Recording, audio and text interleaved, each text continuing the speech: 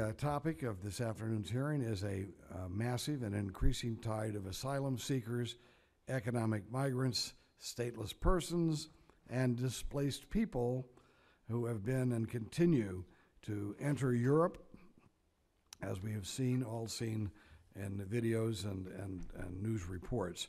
Migrants fleeing to Europe, they have been an issue of humanitarian concern for several years.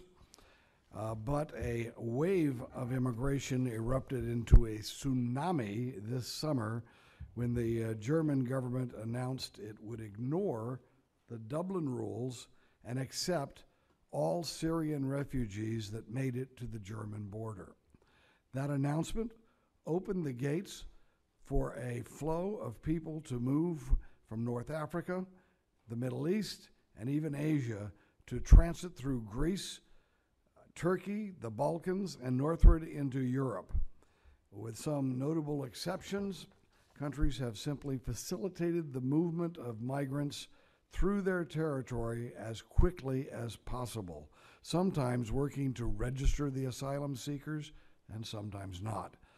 While individual stories of tragedy and humanitarian need are compelling, the aggregate number of people on the move is overwhelming.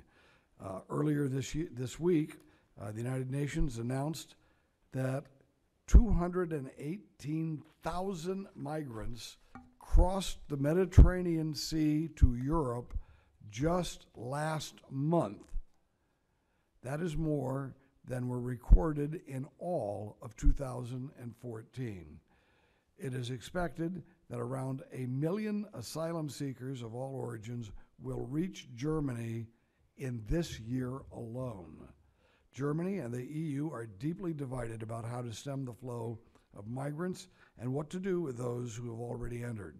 Clearly, what we have seen over the past few months is unsustainable and, if not checked, will change the fundamental nature of European countries, which are now being inundated. What we are witnessing is the destruction of Western civilization, not by an armed invasion, but instead through envelopment. The effects of this will not soon disappear, but instead could well turn out to be an historic change in the nature of many European countries. Europe has been struggling to assimilate large Muslim populations. Increasing examples, they have seen this in Europe, increasing examples of anti-Semitism and radical Islamic violence clearly speak to the challenge of integration and the risks of failure in this situation. And that was before, of course, all of these, what we're talking about, these reports of this violence and anti-Semitism was before the current flow of immigrants began.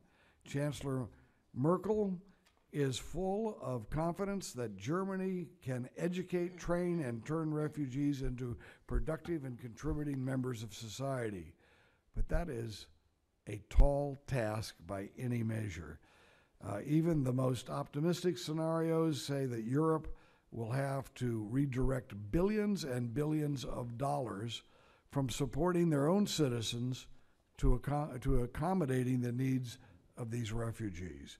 I hope in our conversation today we can examine and discuss the massive influx of people into Europe and what will be the consequences for European society, culture, and political institutions.